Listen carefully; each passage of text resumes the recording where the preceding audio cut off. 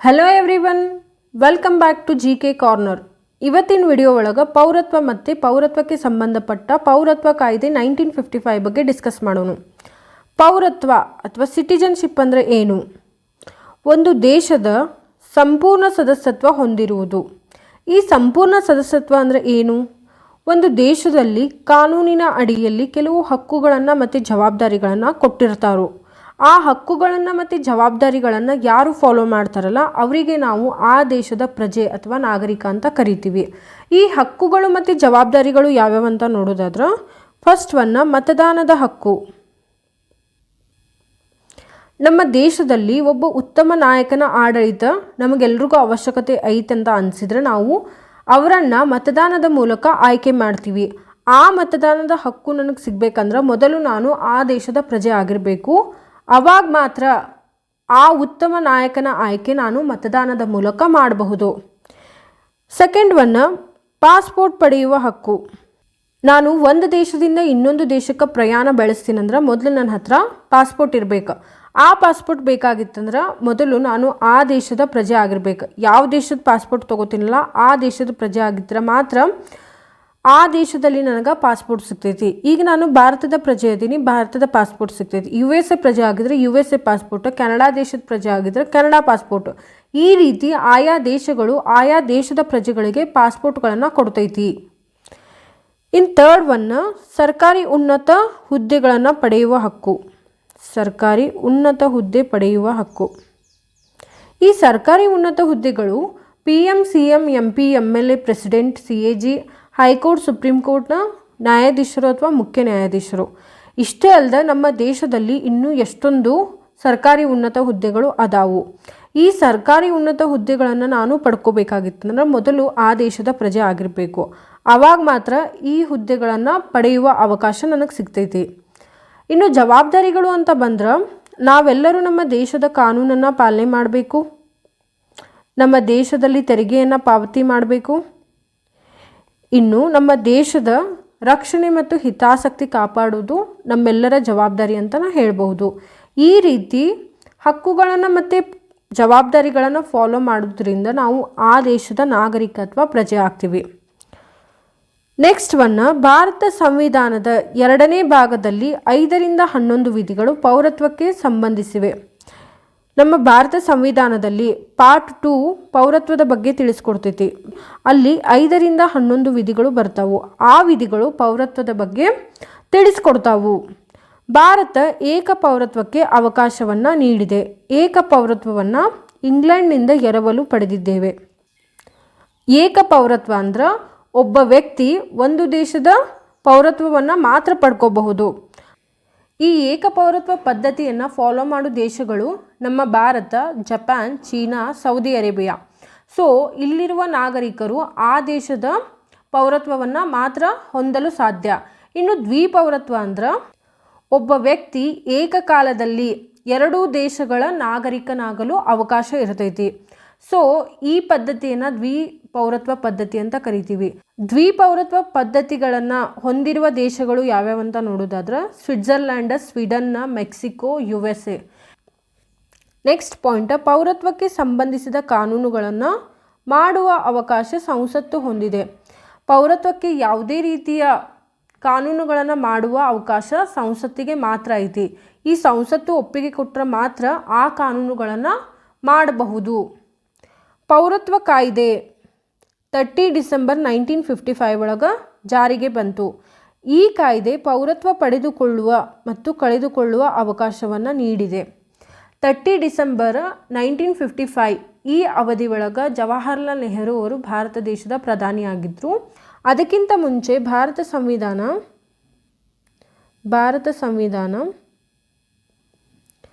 26 January 1950 ಈ ಅವಧಿಯಲ್ಲಿ ನಮ್ಮ ಭಾರತ ದೇಶದಲ್ಲಿ ಯಾರ್ಯಾರು ಪೌರತ್ವ ಪಡೆದುಕೊಳ್ಳಬಹುದು ಅಂತ ಮಾತ್ರ ತಿಳಿಸಿಕೊಟ್ಟಿತ್ತು. ಬಟ್ ಈ ಭಾರತ ಪೌರತ್ವ ಕಾಯ್ದೆ 1955 ಭಾರತದ ಪೌರತ್ವವನ್ನು ಪಡೆದುಕೊಳ್ಳುವ ಮತ್ತು ಕಳೆದುಕೊಳ್ಳುವ ಅವಕಾಶವನ್ನು ಕೊಡ್ತು. ಸೊ ಪೌರತ್ವದ ಬಗ್ಗೆ ನಾವು ನೋಡಿದ್ವಿ. ಈಗ ನಾವು ಪೌರತ್ವ ಯಾವ ರೀತಿ ಪಡ್ಕೊಳ್ಳೋದು ಮತ್ತು ಕಳ್ಕೊಳ್ಳುವ ವಿಧಾನದ ಬಗ್ಗೆ ನೋಡೋಣ. ಭಾರತ ಪೌರತ್ವ ಕಾಯ್ದೆ 1955 ಇದು 30 ಡಿಸೆಂಬರ್ 1955 ಜವಾಹರ್ಲಾಲ್ ನೆಹರು ಅವರು ಪ್ರಧಾನಿಯಾಗಿದ್ದಾಗ ಜಾರಿಗೆ ಬಂತು ಅಂತ ಗೊತ್ತಾಯಿತು. ಭಾರತ ಪೌರತ್ವ ಪಡೆದುಕೊಳ್ಳುವ ವಿಧಾನಗಳು: ಹುಟ್ಟಿನಿಂದ ಬೈ ಬರ್ತ್, ರಕ್ತ ಸಂಬಂಧದ ಮೂಲಕ ಬೈ ಡಿಸೆಂಟ್, ನೋಂದಣಿ ಮೂಲಕ ಬೈ ರಿಜಿಸ್ಟ್ರೇಷನ್, ಸಹಜೀಕೃತ ವಿಧಾನದ ಮೂಲಕ ಬೈ ನ್ಯಾಚುರಲೈಸೇಷನ್, ಪ್ರದೇಶ ಸೇರ್ಪಡೆ ಮೂಲಕ ಇನ್ಕಾರ್ಪೊರೇಷನ್ ಆಫ್ ಟೆರಿಟರಿ. ಇನ್ನು ಕಳೆದುಕೊಳ್ಳುವ ವಿಧಾನಗಳು: ತ್ಯಜಿಸುವುದು ರಿನನ್ಸಿಯೇಷನ್, ರದ್ದು ಮಾಡುವುದು ಬೈ ಟರ್ಮಿನೇಷನ್, ಕಸಿದುಕೊಳ್ಳುವುದು ಡೆಪ್ರಿವೇಷನ್. ಈ ಭಾರತ ಪೌರತ್ವ ಪಡೆದುಕೊಳ್ಳುವ ಮತ್ತು ಕಳೆದುಕೊಳ್ಳುವ ವಿಧಾನಗಳನ್ನು ಒನ್ ಬೈ ಒನ್ ಡೀಟೇಲ್ ಆಗಿ ನೋಡ್ಕೊಂಡು ಹೋಗೋಣ. ಭಾರತ ಪೌರತ್ವ ಪಡೆಯುವ ಮೊದಲ ವಿಧಾನ ಹುಟ್ಟಿನಿಂದ ಅಥವಾ ಬೈ ಬರ್ತ್. ಇದು ಭಾರತ ದೇಶದಲ್ಲಿರುವ ಭಾರತೀಯರಿಗೆ ಅಪ್ಲೈ ಆಗ್ತೈತಿ.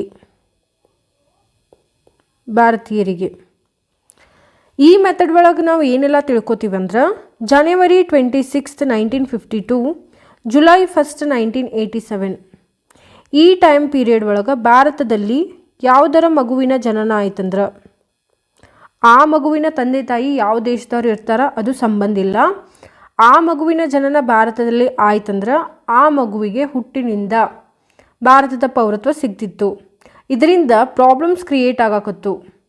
ಈ ಪ್ರಾಬ್ಲಮನ್ನು ಸಾಲ್ವ್ ಮಾಡೋದಕ್ಕೆ ತಿದ್ದುಪಡಿ ಮಾಡಿಬಿಟ್ಟು ಜುಲೈ 1, 1987 ಟು ಡಿಸೆಂಬರ್ 3, 2004 ಈ ಟೈಮ್ ಪೀರಿಯಡ್ ಒಳಗೆ ಭಾರತ ದೇಶದಲ್ಲಿ ಮಗು ಜನಿಸಿದ್ರ ಆ ಮಗುವಿನ ತಂದೆ ಅಥವಾ ತಾಯಿ ಭಾರತದ ಪ್ರಜೆಯಾಗಿರಬೇಕು.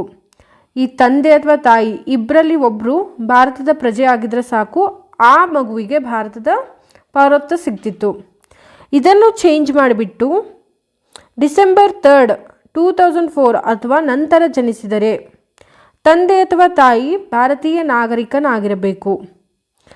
ಈಗ ಮೇನ್ ಇಂಪಾರ್ಟೆಂಟ್ ಪಾಯಿಂಟ್ ಅಂದ್ರೆ, ತಂದೆ ಅಥವಾ ತಾಯಿ ಒಬ್ಬರು ಭಾರತ ನಾಗರಿಕನಾಗಿದ್ದರೆ ಇನ್ನೊಬ್ಬರು ಅಕ್ರಮ ವಲಸಿಗರು ಆಗಿರಬಾರದು.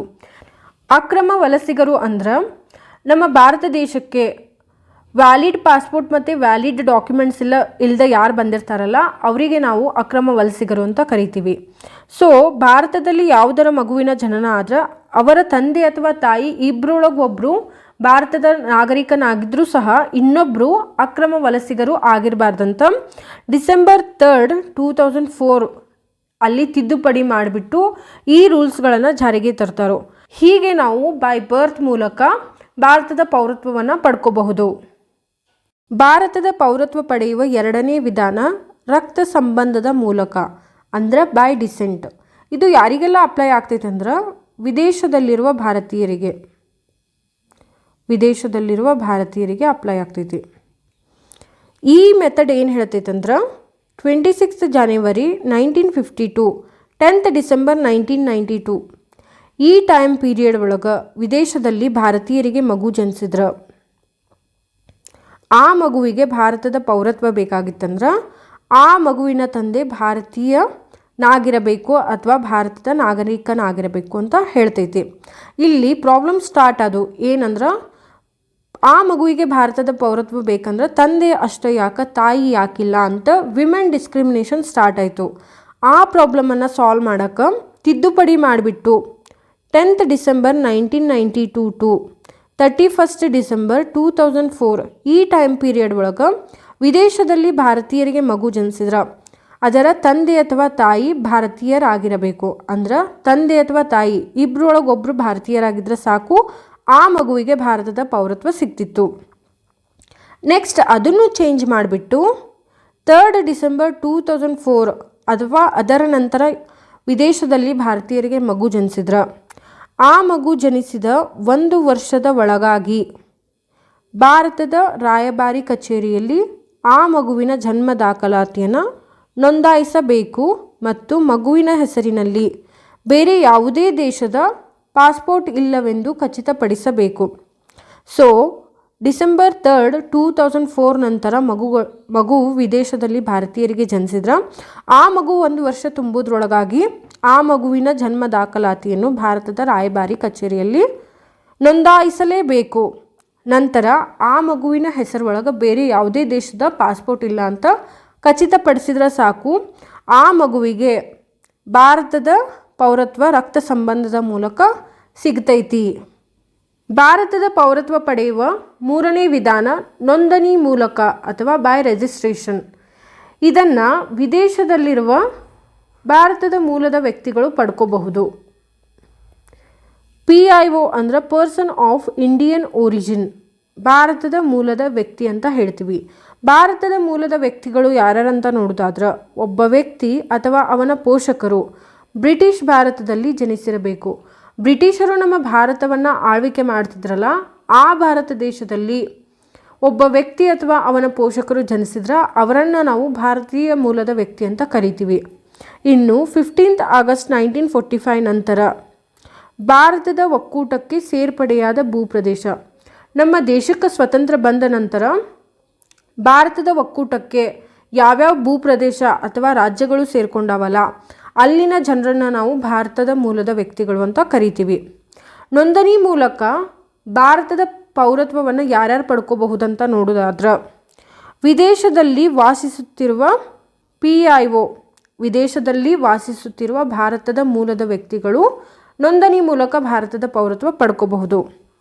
ಭಾರತೀಯ ವ್ಯಕ್ತಿ ವಿದೇಶಿ ವ್ಯಕ್ತಿಯೊಂದಿಗೆ ವಿವಾಹವಾದಾಗ, ಈಗ ಪ್ರಿಯಾಂಕಾ ಚೋಪ್ರಾ ನಿಕ್ ಜೋನಸ್ ಅವರನ್ನು ಮದುವೆ ಆದರು. ಆ ನಿಕ್ ಜೋನಸ್ ಅವರಿಗೆ ಭಾರತದ ಪೌರತ್ವ ಬೇಕಾಗಿತ್ತಂದ್ರೆ ನೋಂದಣಿ ಮೂಲಕ ಅವರು ಭಾರತದ ಪೌರತ್ವವನ್ನು ಪಡ್ಕೋಬಹುದು. ಕಾಮನ್ವೆಲ್ತ್ ರಾಷ್ಟ್ರಗಳ ವ್ಯಕ್ತಿಗಳು, ಕಾಮನ್ವೆಲ್ತ್ ರಾಷ್ಟ್ರಗಳಲ್ಲಿ ವ್ಯಕ್ತಿಗಳು ಅದಾರಲ್ಲ, ಅವರು ಕೂಡ ನೋಂದಣಿ ಮೂಲಕ ಭಾರತದ ಪೌರತ್ವವನ್ನು ಪಡ್ಕೋಬಹುದು. ಭಾರತದ ಪೌರತ್ವ ಪಡೆದ ವ್ಯಕ್ತಿಯ ಮಕ್ಕಳು, ಭಾರತದ ಪೌರತ್ವ ಪಡೆದ ವ್ಯಕ್ತಿಯ ಮಕ್ಕಳು ಏನಾರ ವಿದೇಶದಲ್ಲಿ ಇದ್ರೆ ಆ ವ್ಯಕ್ತಿಯ ಮಕ್ಕಳು ಕೂಡ ರಿಜಿಸ್ಟ್ರೇಷನ್ ಮೂಲಕ ಭಾರತದ ಪೌರತ್ವವನ್ನು ಪಡ್ಕೋಬಹುದು. ಈ ರೀತಿ ಭಾರತದ ಪೌರತ್ವವನ್ನು ನೋಂದಣಿ ಮೂಲಕ ಪಡೆದುಕೊಳ್ಳಬಹುದು ಅಂತ ಹೇಳಬಹುದು. ಭಾರತದ ಪೌರತ್ವ ಪಡೆಯುವ 4ನೇ ವಿಧಾನ ಸಹಜೀಕೃತ ವಿಧಾನದ ಮೂಲಕ, ಅಂದ್ರೆ ಬೈ ನ್ಯಾಚುರಲೈಸೇಷನ್. ಇದು ವಿದೇಶಿಗರಿಗೆ ಅಪ್ಲೈ ಆಗ್ತೈತಿ. ಯಾವ ರೀತಿ ಅಂದ್ರೆ, ಒಬ್ಬ USA ಪ್ರಜೆ ಅದಾನ, ಅವನಿಗೆ ಭಾರತ ದೇಶದ ಪೌರತ್ವ ಪಡ್ಕೋಬೇಕಾಗಿರ್ತೈತಿ.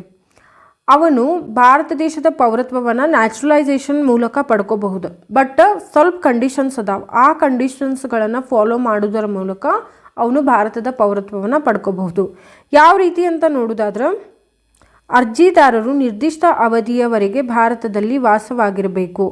ಅಂದರೆ ಅರ್ಜಿ ಸಲ್ಲಿಸುವ ಹಿಂದಿನ 12 ತಿಂಗಳು ಭಾರತದಲ್ಲಿ ನೆಲೆಸಿರಬೇಕು ಮತ್ತು ಆ 12 ತಿಂಗಳ ಮೊದಲು 14 ವರ್ಷಗಳ ಕಾಲ ಭಾರತದಲ್ಲಿ ವಾಸವಾಗಿರಬೇಕು. ಒಬ್ಬ ಫಾರಿನರ್ 2025ಗೆ ಭಾರತ ಪೌರತ್ವ ಬೇಕಂತ ಅರ್ಜಿ ಸಲ್ಲಿಸ್ತಾರೆ. ಆ 12 ತಿಂಗಳ ಮೊದಲು ಅಂದರೆ 2024 ಆಗುತ್ತೆ. ಆ 12 ತಿಂಗಳ ಮೊದಲು ಅವರು ಭಾರತದಲ್ಲಿ ವಾಸವಾಗಿರಬೇಕು. ಅಷ್ಟೇ ಅಲ್ಲದೆ 14 ವರ್ಷಗಳಿಂದ ಆ ವ್ಯಕ್ತಿ ಭಾರತದಲ್ಲಿ ವಾಸವಾಗಿದ್ದರೆ ಮಾತ್ರ ಬೈ ನ್ಯಾಚುರಲೈಸೇಷನ್ ಮೂಲಕ ಅವರು ಭಾರತದ ಪೌರತ್ವವನ್ನು ಪಡ್ಕೋತಾರು. ಆ ವ್ಯಕ್ತಿ ಉತ್ತಮ ನಡತೆಯನ್ನು ಹೊಂದಿರಬೇಕು, ಗುಡ್ ಕ್ಯಾರೆಕ್ಟರ್ ಇರಬೇಕು. ಪೌರತ್ವ ಪಡೆದ ನಂತರ ಭಾರತದಲ್ಲಿ ವಾಸಿಸುವ ಉದ್ದೇಶವನ್ನು ಹೊಂದಿರಬೇಕು. ಆ ವ್ಯಕ್ತಿ ಪೌರತ್ವ ಪಡೆದ ನಂತರ ಭಾರತದಲ್ಲಿ ವಾಸಿಸುವ ಪ್ಯೂರ್ ಇಂಟೆನ್ಷನ್ ಇದ್ದರೆ ಮಾತ್ರ ಆ ವ್ಯಕ್ತಿಗೆ ಭಾರತದ ಪೌರತ್ವ ಸಿಗ್ತೈತಿ. ಇತರೆ ದೇಶದ ಪೌರತ್ವವನ್ನು ತ್ಯಜಿಸಿರಬೇಕು. ನಮ್ಮ ಭಾರತದ ಪೌರತ್ವ ಪಡ್ಕೊಳ್ಳೋಗ್ತಾರಂದ್ರೆ ಅವ್ರು ಬೇರೆ ಯಾವ ದೇಶದಲ್ಲಿ ವಾಸವಾಗಿದ್ರಲ್ಲ ಆ ದೇಶದ ಪೌರತ್ವವನ್ನು ತ್ಯಜಿಸಬೇಕಾಗ್ತೈತಿ. 8ನೇ ಅನುಸೂಚಿಯಲ್ಲಿ ಭಾಷೆಗಳ ಬಗ್ಗೆ ಸೂಚಿಸಿರುವಂತೆ ಯಾವುದಾದರೂ ಒಂದು ಭಾಷೆ ಬಗ್ಗೆ ಸಾಕಷ್ಟು ಜ್ಞಾನ ಹೊಂದಿರಬೇಕು. 8ನೇ ಅನುಸೂಚಿಯಲ್ಲಿ 22 ಲ್ಯಾಂಗ್ವೇಜಸ್ ಬಗ್ಗೆ ಕೊಟ್ಟಾರು. ಆ ಲ್ಯಾಂಗ್ವೇಜಸ್ ಒಳಗೆ ಅಟ್ಲೀಸ್ಟ್ ಅವನಿಗೆ ಒಂದು ಭಾಷೆಯ ಬಗ್ಗೆ ಸಾಕಷ್ಟು ಜ್ಞಾನ ಇದ್ರೆ ಅವರು ಭಾರತದ ಪೌರತ್ವವನ್ನು ಪಡ್ಕೋತಾರು. ಇನ್ನು ವಿಜ್ಞಾನ, ತಂತ್ರಜ್ಞಾನ, ಕಲೆ, ಸಾಹಿತ್ಯ, ವಿಶ್ವಶಾಂತಿ ಇವುಗಳಲ್ಲಿ ವಿಶಿಷ್ಟ ಸೇವೆ ಸಲ್ಲಿಸಿದವರಿಗೆ ಭಾರತದ ಪೌರತ್ವ ಪಡೆಯುವಲ್ಲಿ ವಿನಾಯಿತಿ ಇರ್ತೈತಿ. ಮದರ್ ತೆರೇಸಾ ಅವರು ಬಡಜನರ ಉದ್ಧಾರಕ್ಕಾಗಿ ಮತ್ತು ವಿಶ್ವಶಾಂತಿಗಾಗಿ ಕೆಲಸ ಮಾಡ್ತಾರೆ, ಭಾರತದಲ್ಲಿ ಕೆಲಸ ಮಾಡ್ತಾರೆ. ಸೊ ಅವರಿಗೆ ಭಾರತದ ಪೌರತ್ವ ಸಿಕ್ತು. ಈ ರೀತಿ ಫಾರಿನರ್ಸ್ ಸಹಜೀಕೃತ ವಿಧಾನದ ಮೂಲಕ ನಮ್ಮ ಭಾರತ ದೇಶದ ಪೌರತ್ವವನ್ನು ಪಡ್ಕೋಬಹುದು. ಭಾರತದ ಪೌರತ್ವ ಪಡೆಯುವ 5th ಆ್ಯಂಡ್ ಲಾಸ್ಟ್ ಮೆಥಡ್ ಪ್ರದೇಶ ಸೇರ್ಪಡೆಯ ಮೂಲಕ, ಅಂದರೆ ಬೈ ಇನ್ಕಾರ್ಪೊರೇಷನ್ ಆಫ್ ಟೆರಿಟರಿ. ಈ ಮೆಥಡ್ ಏನು ಹೇಳ್ತೈತಂದ್ರೆ, ಬೇರೆ ದೇಶದ ಭೂಪ್ರದೇಶ ಭಾರತಕ್ಕೆ ವಿಲೀನಗೊಂಡಾಗ ಆ ಪ್ರದೇಶದ ಜನರು ಭಾರತದ ಪೌರತ್ವವನ್ನು ಪಡೆಯುತ್ತಾರೆ. ಭಾರತ ಸರ್ಕಾರ ಅಧಿಸೂಚನೆಯ ಮೂಲಕ ಭಾರತದ ಪೌರತ್ವವನ್ನು ನೀಡುತ್ತದೆ. ಸೊ ಯಾವ ರೀತಿ ಅಂತ ನೋಡೋದಾದ್ರೆ, ಒಂದು ಭೂಪ್ರದೇಶ ಐತಿ ಅಥವಾ ಯಾವುದೋ ಒಂದು ಬೇರೆ ದೇಶ ಐತಿ, ಆ ಭೂಪ್ರದೇಶ ಭಾರತಕ್ಕೆ ವಿಲೀನಗೊಂಡಾಗ ಆ ಭೂಪ್ರದೇಶದಲ್ಲಿರುವ ಜನರು ಭಾರತದ ಪೌರತ್ವವನ್ನು ಪಡ್ಕೋತಾರು. ಯಾವ ರೀತಿ ಅಂತ ನೋಡೋದಾದ್ರೆ, 1954 ಒಳಗೆ ಪುದುಚೇರಿ ಫ್ರೆಂಚರಿಂದ ಭಾರತಕ್ಕೆ ಸೇರಿತು. ಈ ಫ್ರೆಂಚರು 1674 ಟು 1954 ತನಕ ಪುದುಚೇರಿಯನ್ನು ಆಳ್ವಿಕೆ ಮಾಡಾಕ್ತಿದ್ರು. ಪುದುಚೇರಿಯಿಂದ ಪಾಂಡಿಚೇರಿ. ಸೊ ಅವರು 1954 ಒಳಗೆ ಪಾಂಡಿಚೇರಿಯನ್ನು ಭಾರತಕ್ಕೆ ಬಿಟ್ಕೊಟ್ರು. ಆ 1954 ನಂತರ ಪುದುಚೇರಿ ಭಾರತಕ್ಕೆ ಸೇರಿತು. ಅಲ್ಲಿ ಸಿಟಿಜನ್ಶಿಪ್ ಆ್ಯಕ್ಟ್ 1955 ಅಂಡರ್ 1962 ಒಳಗೆ ಪುದುಚೇರಿ ಜನರಿಗೆ ಭಾರತದ ಪೌರತ್ವ ಸಿಕ್ತು. ಈ ರೀತಿ ಪಾಂಡಿಚೇರಿ ಜನರು ಭಾರತದ ಪೌರತ್ವವನ್ನು ಪಡ್ಕೊಂಡ್ರು. ಇನ್ನು ನೆಕ್ಸ್ಟ್ 1965 ಒಳಗೆ ಗೋವಾ ಸೇರ್ಪಡೆ ಆಯಿತು. 1975 ಒಳಗೆ ಸಿಕ್ಕಿಂ ಸೇರ್ಪಡೆ ಆಯಿತು. ಈ ರೀತಿ ಬೇರೆ ದೇಶದ ಭೂಪ್ರದೇಶಗಳು ಭಾರತಕ್ಕೆ ವಿಲೀನಗೊಂಡ್ರೆ ಅಲ್ಲಿರುವ ಜನರು ಭಾರತದ ಪೌರತ್ವವನ್ನು ಪಡ್ಕೋತಾರಂತ ಹೇಳಬಹುದು. ಭಾರತದ ಪೌರತ್ವ ಪಡೆದುಕೊಳ್ಳುವ ವಿಧಾನಗಳು ಯಾವ್ಯಾವಂತ ನೋಡಿದ್ವಿ. ಈಗ ಭಾರತದ ಪೌರತ್ವವನ್ನು ಕಳೆದುಕೊಳ್ಳುವ ವಿಧಾನಗಳ ಬಗ್ಗೆ ನೋಡೋಣ. ಫಸ್ಟ್ ಒನ್ನ ತ್ಯಜಿಸುವ ಮೂಲಕ ಅಂದ್ರೆ ರಿನನ್ಸಿಯೇಷನ್.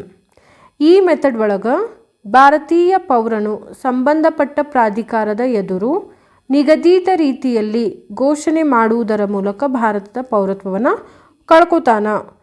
ಒಬ್ಬ ಭಾರತೀಯ ಪ್ರಜೆ ಪೂರ್ಣ ವಯಸ್ಸಿನವನಾಗಿದ್ದು ಅಂದ್ರೆ ಅವನಿಗೆ 18+ ಇಯರ್ಸ್ ಆಗಿದ್ರೆ, ಅವನು ಮಾನಸಿಕವಾಗಿ ಸ್ವಸ್ಥನಾಗಿದ್ರೆ, ಅಷ್ಟೇ ಅಲ್ದ ಅವನು ಸ್ವಯಂ ಪ್ರೇರಣೆಯಿಂದ ಭಾರತದ ಪೌರತ್ವ ಬೇಡ ಅಂತ ತ್ಯಜಿಸಿದ್ರೆ ಸರ್ಕಾರವು ಆ ಘೋಷಣೆಯನ್ನು ನೋಂದಾವಣಿ ಮಾಡ್ಕೋತೈತಿ. ಇದರಿಂದ ಪೌರತ್ವ ತ್ಯಜಿಸುವ ವ್ಯಕ್ತಿ ಪುರುಷನಾಗಿದ್ದರೆ ಅವನ ಮಕ್ಕಳು ಕೂಡ ಭಾರತದ ಪೌರತ್ವವನ್ನು ಕಳೆದುಕೊಳ್ತಾರೆ. ಆ ವ್ಯಕ್ತಿ ಏನಾರ ಪುರುಷನಾಗಿದ್ರೆ ಅವನಿಗೆ ಮಕ್ಕಳಿದ್ದು ಅಂದ್ರೆ ಆ ಮಕ್ಕಳು ಕೂಡ ಭಾರತದ ಪೌರತ್ವವನ್ನು ಕಳ್ಕೊತಾರ. ಈ ರೀತಿ ಒಬ್ಬ ವ್ಯಕ್ತಿ ತ್ಯಜಿಸುವುದರ ಮೂಲಕ ಭಾರತದ ಪೌರತ್ವವನ್ನು ಕಳ್ಕೋಬಹುದು. ಭಾರತದ ಪೌರತ್ವ ಕಳೆದುಕೊಳ್ಳುವ ಎರಡನೇ ವಿಧಾನ ರದ್ದಾಗುವ ಮೂಲಕ ಅಥವಾ ಟರ್ಮಿನೇಷನ್. ಈ ಮೆಥಡ್ ಒಳಗೆ ಭಾರತದ ನಾಗರಿಕ ಸ್ವಯಂ ಪ್ರೇರಣೆಯಿಂದ ವಿದೇಶದ ಪೌರತ್ವ ಪಡೆದರೆ ಆ ದಿನವೇ ಭಾರತದ ಪೌರತ್ವ ರದ್ದಾಗ್ತೈತಿ.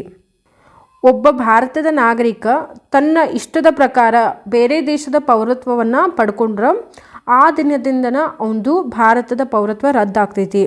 ಇದು ನಮ್ಮ ಭಾರತದಲ್ಲಿ ಏಕ ಪೌರತ್ವ ಪದ್ಧತಿ ಜಾರಿಗೆ ಇರುವುದರಿಂದ ಅವನು ಎರಡು ದೇಶದ ಪೌರತ್ವವನ್ನು ಆಟ್ ಎ ಟೈಮ್ ಹೊಂದಕ್ಕೆ ಬರಂಗಿಲ್ಲ. ಸೊ ಅವನ ಭಾರತದ ಪೌರತ್ವ ರದ್ದಾಗ್ತೈತಿ. ಭಾರತದ ಪೌರತ್ವವನ್ನು ಕಳೆದುಕೊಳ್ಳುವ ಮೂರನೇ ವಿಧಾನ ಕಸಿದುಕೊಳ್ಳುವ ಮೂಲಕ ಅಥವಾ ಡೆಪ್ರಿವೇಷನ್. ಈ ಮೆಥಡಲ್ಲಿ ಒಬ್ಬ ವ್ಯಕ್ತಿ ಮೋಸ, ಸುಳ್ಳು, ವಂಚನೆಯಿಂದ ಭಾರತದ ಪೌರತ್ವ ಪಡೆದಿದ್ದರೆ ಆ ವ್ಯಕ್ತಿಯ ಭಾರತದ ಪೌರತ್ವವನ್ನು ಸರ್ಕಾರ ಕಸಿದುಕೊಳ್ತೈತಿ. ಕಾನೂನು ಬಾಹಿರವಾಗಿ ಶತ್ರು ದೇಶದೊಂದಿಗೆ ವ್ಯವಹಾರ ಹೊಂದಿದ್ದರೆ ಭಾರತ ಪೌರತ್ವ ಪಡೆದ 5 ವರ್ಷಗಳಲ್ಲಿ 2 ವರ್ಷ ಜೈಲುವಾಸ ಅನುಭವಿಸಿದರೆ ಒಬ್ಬ ವ್ಯಕ್ತಿ ಭಾರತ ದೇಶದ ಪೌರತ್ವ ಪಡ್ಕೊಂಡಿರ್ತಾನೆ.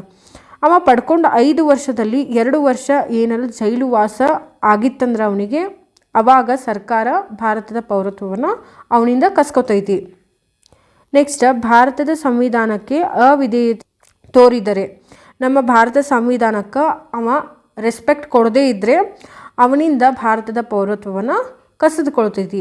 ಈ ರೀತಿ ನಾವು ಭಾರತದ ಪೌರತ್ವ ಕಾಯ್ದೆ 1955 ಪಡೆದುಕೊಳ್ಳುವ ಮತ್ತು ಕಳೆದುಕೊಳ್ಳುವ ವಿಧಾನದ ಬಗ್ಗೆ ನೋಡಿದ್ವಿ. ಹೋಪ್ ನಿಮಗೆಲ್ಲರಿಗೂ ಭಾರತ ಪೌರತ್ವ ಕಾಯ್ದೆ 1955 ಅರ್ಥ ಆಗೈತಂತ ಅನ್ಕೋತೀನಿ.